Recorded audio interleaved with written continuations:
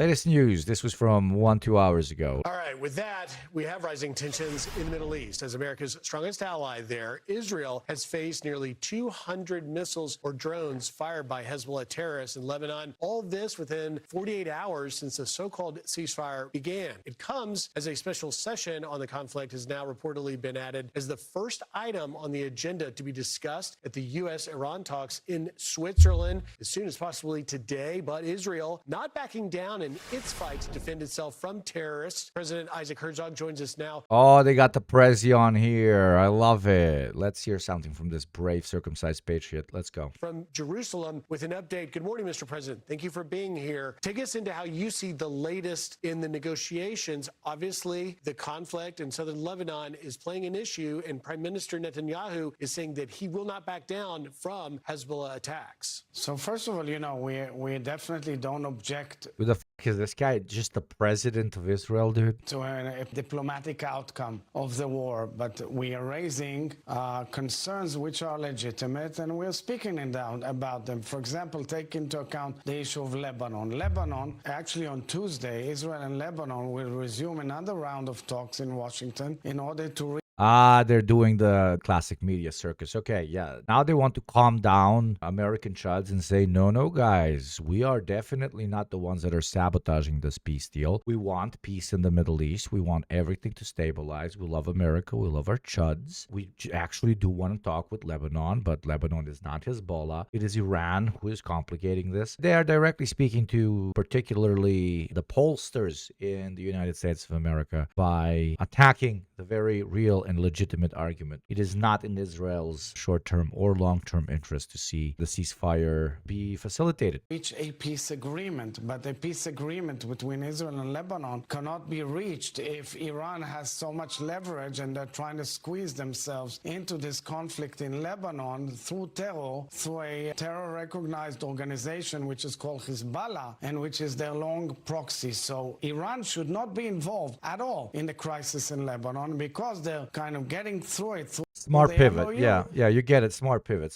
So, like, differentiate the war in Iran that our great president, Donald Trump, wants to stop with our war in Lebanon. It is the Iranians that are being insane because they're linking the two, okay? The Iranians are manipulating you, not us. Trust me. We good, Iran bad. The world has to stand up to them. The United States, I'm sure, is talking about it. And it has to be made clear that Iran cannot be involved in Lebanon because otherwise they're weakening the leadership of Lebanon, which wants to make peace with us, and we want to make peace with them. So, Mr. President, we certainly hear that, but obviously it is also the fact that the situation with Hezbollah in southern Lebanon is now becoming a part of President Trump's attempts to get this deal signed and ultimately a denuclearization of Iran and stopping Iran's funding of proxies like Hezbollah, Hamas, and Houthis is a win for not only Israel, the entire Middle East. But obviously, this situation has caused tensions between Prime Minister Netanyahu and President Trump. You are the president of Israel. Have you had communication with the Trump administration? And are you in some way a mediator in the situation? So I'll say, first of all, as head of state, I don't have executive powers, but I definitely have very strong and warm relations also with the U.S. administration. I think actually that there is a very good rapport and dialogue between Israel and the United States in all levels. We can have our differences. I think that raising legitimate concerns is very legitimate because we, Israel, are at the front line of this war. We have been the ones being bombarded by Iranian missiles, by their proxies. We are the ones who are protecting the West, the free world, Europe, by us being at the front line. We are the ones who are out there as a very close ally, intimate ally, and loyal ally with the United States in trying to make sure that Iran does not reach any nuclear capability or becoming a threshold state. And therefore, I think the dialogue should be held in closed rooms. I think it should be open and frank as it's always been, because we do enjoy very close and trustful. What's up, Pizza Family? Looks like Trump is back to his open Israel unity position. Okay, what do you mean by this? Trump issues a threat to Iran. Iran must immediately stop their highly paid proxies in Lebanon from causing trouble. If they don't, we'll hit Iran very hard again, just like we did last summer, only harder. Yeah,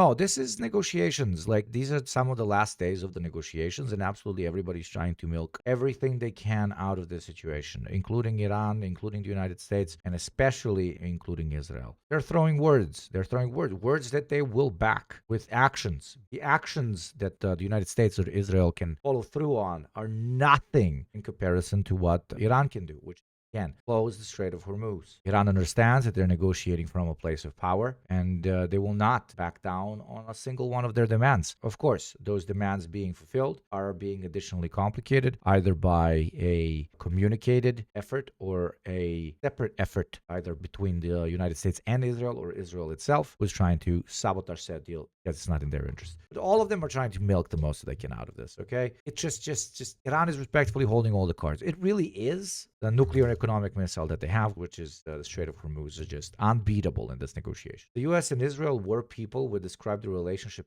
codependent. It really is. Gonna strike like all the times you threatened before, like gonna take them back to the Stone Age. That definitely happened. Trustworthy relations between the nations. We drink from the same fountains of the Bible and the origins of our civilizations. Therefore, we know exactly who threatens us and who wants, by a jihadi war all over the world, to annihilate not only the small Satan, which is called by them Israel, but the big Satan, which is called by them the United States. Israel has hypnotized the world.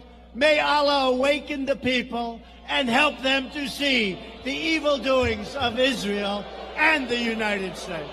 Mr. President, have you tried to reach out to Lebanese President Joseph Aoun and tell him that he should be standing up to Hezbollah in his own country? Because at the end of the day, the place to get to could be better relationships between Lebanon and Israel. Obviously, Hamas is the problem. Have you called on President Aoun to take up arms against Hezbollah in their own country? So that's a very beautiful question, because 2 weeks ago, I stood on the border between Israel and Lebanon in a place where you could see that peace can be the most incredible thing there. And I spoke in Arabic to President Aoun, to the government, and of course the people of Lebanon. And I made clear, we do not have any territorial aspirations in Lebanon. We don't have major arguments with Lebanon. We want peace, and my dream From the very foundation of the Israeli state, everything south of the Litani River has been part and parcel with what Israel identifies as its rightful territory, both from an ideological perspective, but also from a very real necessity that a colonial project needs. They need everything south of the Litani River, a huge chunk of Lebanon, in order to facilitate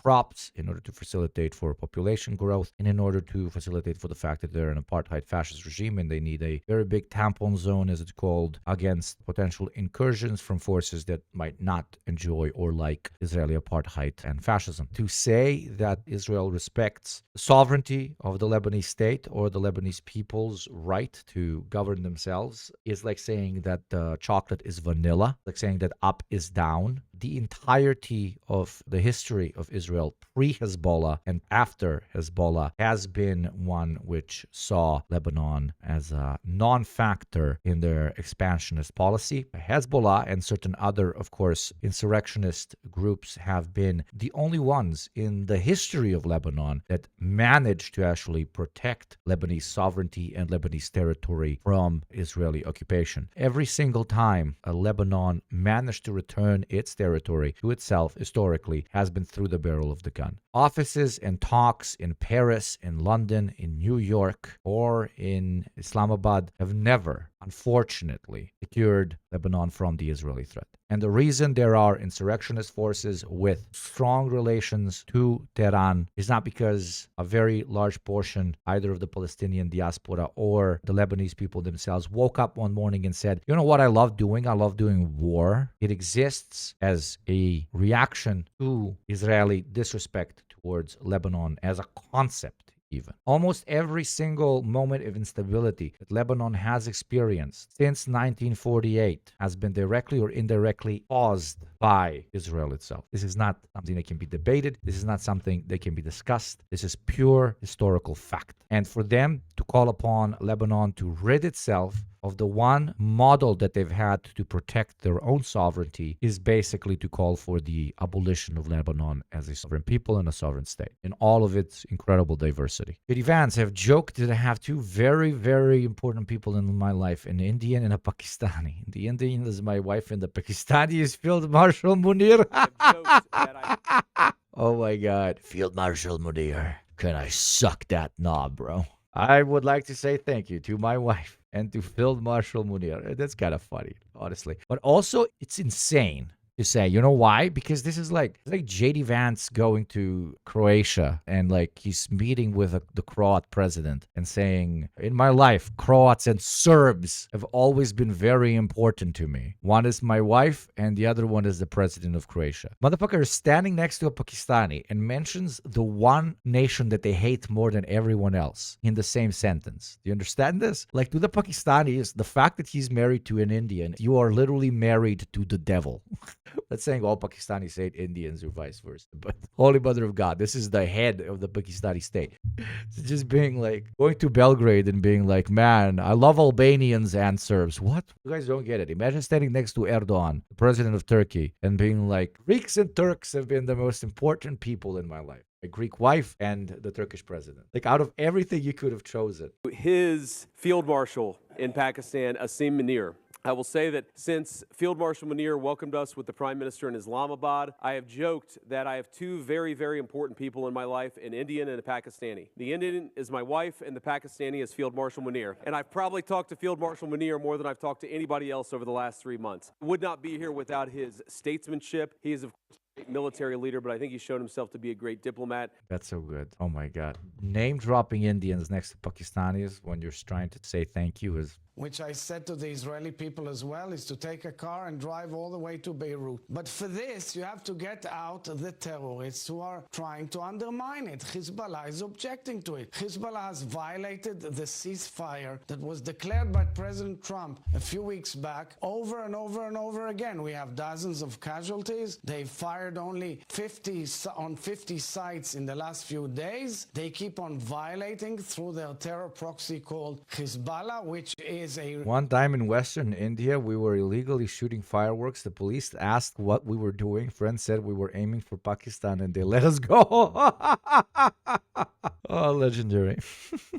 That's so funny. I love the world of balkanization. Organization armed to its neck by Iran, and that's the issue. Guys, I tell the whole world, how the hell do you want to get to peace between Israel and Lebanon when you have Hezbollah hijacking Lebanon? Somebody needs to do the work, unfortunately. Oh my God. It's like shooting at someone and blaming the gun they're protecting themselves for all the violence. Exactly. It's our soldiers. Yeah, I don't see anybody else doing it unless there will be a diplomatic outcome, which makes clear that Hezbollah is disarmed and moves out of their capability of limiting the ability to get to peace. And that's the whole crux of the strategic and tactical debate that's going on around Lebanon these days. Mr. President, we appreciate your time. We are continuing to follow the negotiations in Switzerland, and your insight is valuable. Thank you for taking time today, President Isaac Herzog of Israel. Thank you very much.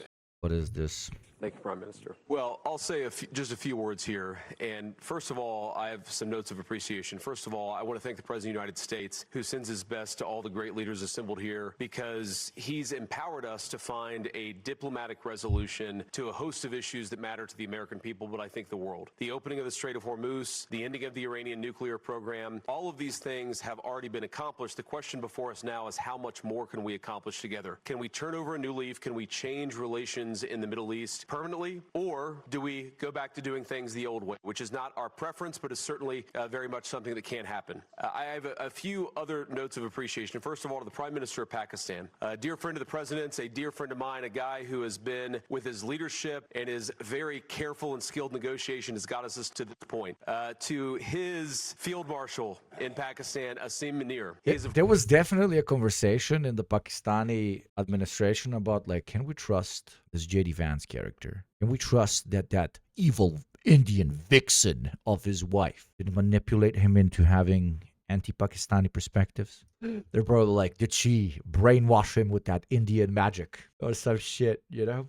And he, right in his face, he's like, do you know I'm married to an Indian, you evil Pakistani devil? military leader, but I think he's shown himself to be a great diplomat. And of course, who's an amazing friend of the United States of America, but has been also an important part of getting us to this point. I think it's important for the American people, but people all over the world to appreciate that what's brought us to this moment is the president's leadership and the president's willingness to see a Middle East that is much different 10 years from now than it was 10 years ago. And what we're trying to accomplish here is something. What is this flag in background? You know that legendary video of, the Greek gold sperm, okay? Well, I have same question to this man. If you win war, why flag this, not this? Why flag this, not this if you win war? Huh? Very simple. Through diplomacy, through working Why together this, not this? to transform the Middle East, where Iran and the Gulf have been at war with each other, or at least have had very unfriendly relations, where Iran has been a driver of regional instability. Now we see a future where everybody can work together to promote peace and prosperity for everyone. What we have already seen back home in the United States is lower gas prices. We've seen the free flow of oil and gas. We've seen peace, and now we're trying to build on that to see if we can build something even better and more sustainable for the future. This is a historic meeting. Never before, outside of Islamabad and here, so outside the last few months, never before has the Iranian and American leadership met at such a high level. What the president has asked us to do is turn over a new leaf, to transform our relationship with the people of Iran and to extend an outstretched hand that says to the people of Iran that if your leadership is willing to give up being a driver of regional instability, if they are willing to give up nuclear weapons ambitions for the long term, then the United States is willing to fundamentally transform our relationship with that country. We have definitely not been forced into this position because we got mogged in 4K in front of everybody. And if it takes for peace to continue, I am willing to adopt that rhetoric. Thank you, Mr. President. You have completely annihilated these barbaric Middle Easterners. You have established civilization and democratic values in their barbaric state, and you have completely masterfully led this operation against these evil anti-Semitic devils. Thank you for your service. Now let's sign that deal and we will all suck your orange dick. Let's go. Okay? Praise USA, USA. The next 4 days, praxis for every anti-imperialist in the world is to be a little bit American, to embrace MAGA cult behavior just for a little bit. Goal. We've already made great progress over just the last few hours, and I expect that we'll make additional progress in the hours to come. Vice President J.D. Vance is Holy shit, why am I so white? I mean, yeah, that too, but also why is it so...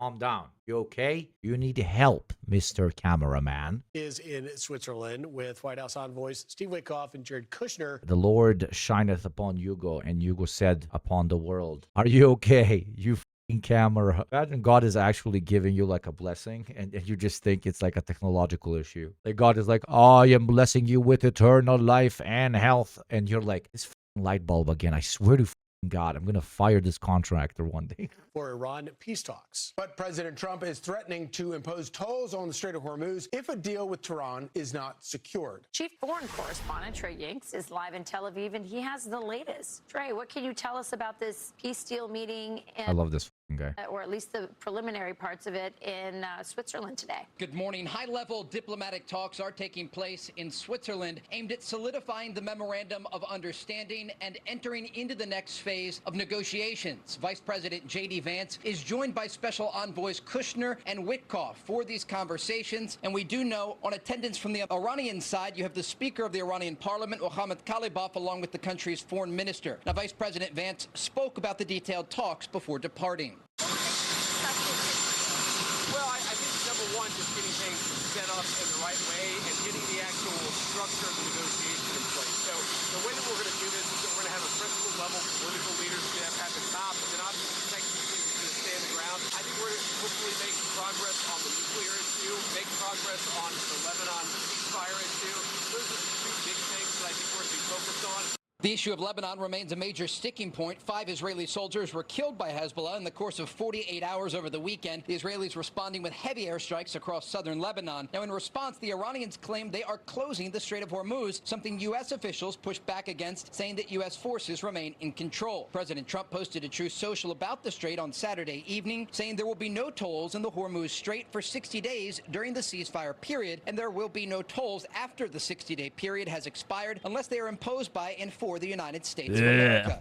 This while Iran's foreign ministry spokesperson said this about Israel and the link to Lebanon in a broader agreement. The other side was obliged to compel those under its influence, specifically the Zionist regime, to cease fire in Lebanon. In this regard, we have seen that they have failed to fulfill their obligations, and this constitutes a clear violation of the ceasefire understanding. The Iranians continue to tie the issue of Lebanon and Hezbollah to the broader memorandum of understanding with the United States, saying any Israeli strikes against Lebanon will be a violation of the agreement. Trey, so we spoke earlier with the president of Israel, Isaac Herzog, and he says that he has had communication with the Lebanese president, Joseph Aoun, and that he wants to have peace with Lebanon, but that can never happen while Hezbollah is there. Yeah, absolutely. Yes, please tell me about how bad Hezbollah is. Please, please. Our viewers needed to be hammered into their skulls about how bad Hezbollah is. But what about Hezbollah? But at what cost? But instead of cost, they just say Hezbollah on repeat. I'm so bored.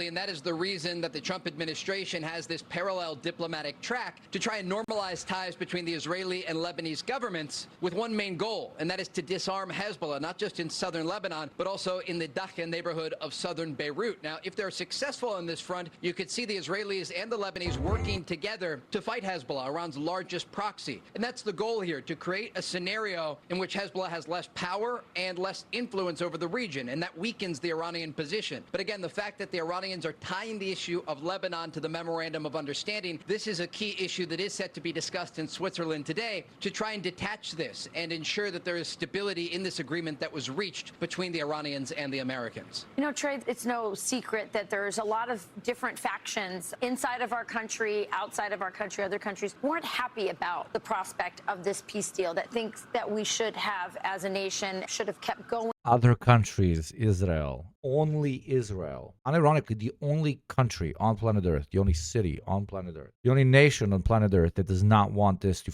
end is Israel. Other countries, other groups, I wonder why we are using plural terminology. With the war. Can you explain, what do those people who have that point of view, those people, what does it look like if we had continued, whether it's to gas prices? Could this have, I mean, the next thing would be what, Karg Island, boots on the ground? What kind of escalation are they willing? Yeah, stop asking this question, you stupid fucking idiot. Please stop asking this question because there's no answer to it. We lost the fucking war. Just keep selling the thing that we won the war and now it's super based and prices are stable again and only the president could do this. And it's not the same leadership. Trust me, the new leadership actually likes us, is going to work with us. The new leadership are cowards, like we completely dominated them. Why are you shooting yourself in the foot like this? I mean, we know why. Because as Fox News, they have also to serve the interest Tel Aviv, not only Washington, D.C.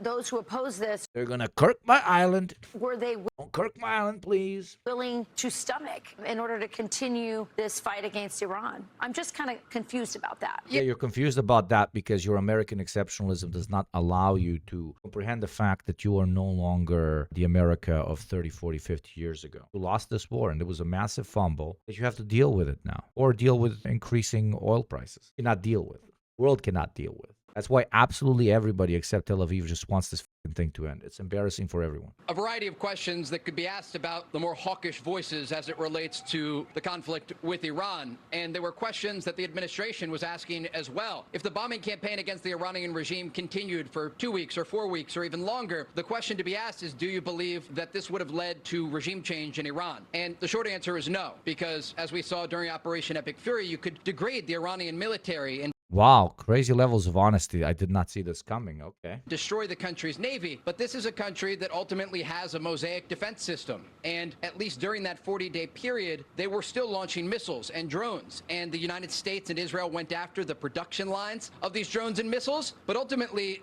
this is a country of more than 90 million people. It's a very large country.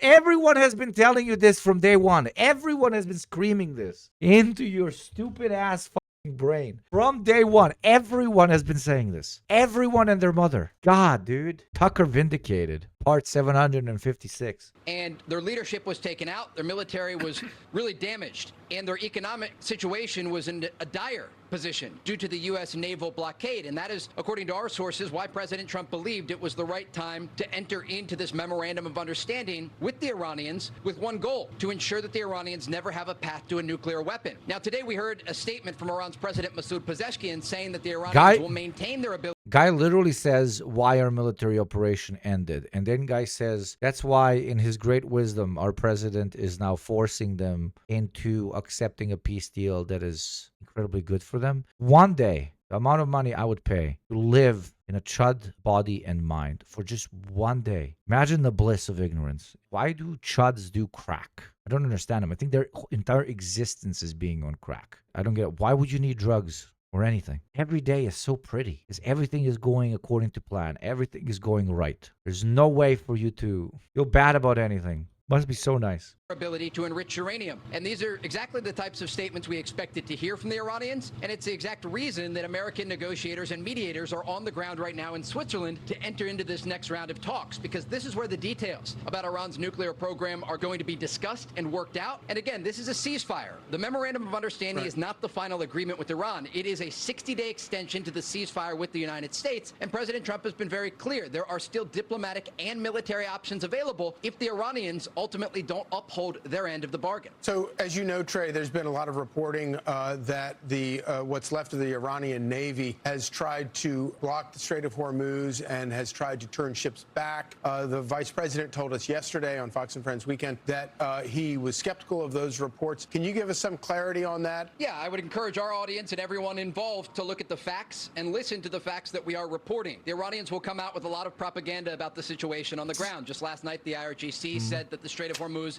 is now closed again. But the U.S. military remains in the Gulf of Oman and nearby and is ensuring that vessels can still get through. And so while they may make these statements about the Strait or their nuclear program, we have No, that's not how it works. This is just lying, yeah. to look at the facts and what was agreed to in the Memorandum of Understanding. And as things stand right now, there are still vessels, according to international shipping data, passing through the Strait of Hormuz. And again, Yeah, the ones that Iran allows to pass. Whenever they would close the Strait of Hormuz, they would not close it for all vessels. Every single time. Every single time. there will be a lot of efforts to Lying is leverage pretty OP, these yeah. talks by the Iranians. They will try to tie the issue of Lebanon to the broader agreement with the United States. But it's important to be measured and patient here, because these fires are never clear or straightforward. There will be violations to the agreement, and there will be efforts by the Iranians to increase what leverage they have left. But the bottom line here is that American negotiators are on the ground in Switzerland as we speak, and they are working out the details in this Memorandum of Understanding and laying the foundation for the next round of talks as it relates to Iran's nuclear program. Well, we're going to have our chief news and legal correspondent, Shannon Bream, come in, the host of She doesn't like Shannon. She doesn't like Shannon at all. Fox News Sunday. You just heard Trey talking about these issues here in Iran. Any thoughts, Shannon? Yeah, I mean, so much of this seems channeled back to the Israel-Lebanon-Hezbollah conflict. And, you know, Iran pointing to that, saying, listen, that's the reason that we're going to shut down the Strait. That's the reason we are shutting down the Strait, although our military sources are saying the Strait is open, ships are moving. Yeah, she's like, she says the truth, and then she's like, but yeah, we have like sources that are saying the opposite. Yes, indeed. But it all gets back to that particular conflict. And Israel says we're going to defend ourselves. There is a threat there. But there are questions from critics who say, is this more about Prime Minister Netanyahu's fall elections, burnishing his image at home? One of our guests today on Fox News Sunday is going Holy shit, they're touching the untouchables. Holy to be Israel's ambassador to the UN, Danny Danon, and we'll talk about all of that. And very interesting indeed. Fox News is starting to address contradictory incentives that exist in Israel that render their permanent alliance with the United States sometimes impossible. AKA, on Fox News, they're talking about how sometimes Israel goes against the United States, which is a crazy development. Holy fuck. Shit. We have facilitated so much anti-Zionist rhetoric in the United States of America that even the chuds are starting to embrace it. It's fascinating. It's like a diesel engine. It's very difficult to start, but once you get it started, there's no turning off that fucking truck. And yet the libs are nowhere to be found. Exactly, Caleb. I think the libs are now going to see a very sizable chunk of Chad politicians redirect and change their opinion and policies on Israel. And instead of learning from that and using the political moment that has been spawned by mostly the genocide in Gaza, but also this war, to transform it into a political momentum, instead of that, they will allow the Republicans, a part of the Republicans, the fringe of the Republicans, to be the anti-Zionist voices that they will then point and quote-unquote fight against, even though nobody wants that. Just according to all the polling, where's this demographic in the United States that really wants to vote for you only if you're a hardcore supporter of Israel? Where is it? Yeah, it doesn't exist. And throwing the bag on such a, at this point, non-issue. I'm sorry, this is not about ethics. This is not about like anti-imperialism. This is in the material sellout interests of libs even. But I guess not always in their literal material interest because they ironically get Tel Aviv money. So, but as I've screamed yesterday and as I'll continue to stream right now, don't course correct chuds or even libs who say Israel is behind this. Israel has pushed the country into the war in Iran. Israel is the one that's not allowing this chaos to stop. Don't course correct them. Don't be like, actually, the complexities of international imperialism are much more difficult to explain. Let me start by, now is not the time to educate chuds and libs on this issue. Now is the time to agitate chuds and libs on this issue by just saying, yep. Israel bad? Yep. We wouldn't be in this war without Israel. Yep. Because in the current political moment, the greatest priority is decoupling as much as possible United States of America and Israel. In the long term, that is very difficult, some would say impossible. But in the short term, due to the particular nature of the current American government, it is relatively easy to dangle the keys of potential political growth of anti-Zionist perspectives in front of them, and they might actually follow through. But hey, that's just my theory, game theory. Because our current most important issue as anti-imperialists is to decouple the United States as much as possible. We find ourselves in a very particular political moment in which we should utilize the ignorance of our opponents to redirect it against Israel itself. What I'm trying to say by that basically is if playing on ethics, on morality, on anti-imperialist principles does not work with chuds when it comes to teaching them to be against Israel, we can play on their patriotic American sensibilities, their barbaric sensibilities, and say that to be patriotic of the United States of America and be like a blind Israel supporter is a contradiction. That's what we need to do. And if that works on them, that works on them. Of course, do not go into anti-Semitic territories. That's fucking idiotic, okay? There's lines to this. Right now, it's agitation. It's like American and Israeli interests are opposing. Yes, it is actually Tel Aviv pushing America into wars, not the other way around. The situation is definitely not more complex than that. Blah, blah, blah, blah, blah. I want American shot politicians to see gold mines in anti-Zionist rhetoric. Do you understand me? I want it to be like they're perfect, like fucking, easy cash, easy votes. Want a guy that has like drawn out payments for the pickup truck he cannot afford to identify pro-Israeli sentiment as anti-patriotic. Okay? This needs to be play on their grift. Play on their grift. Please tell me if I'm wrong.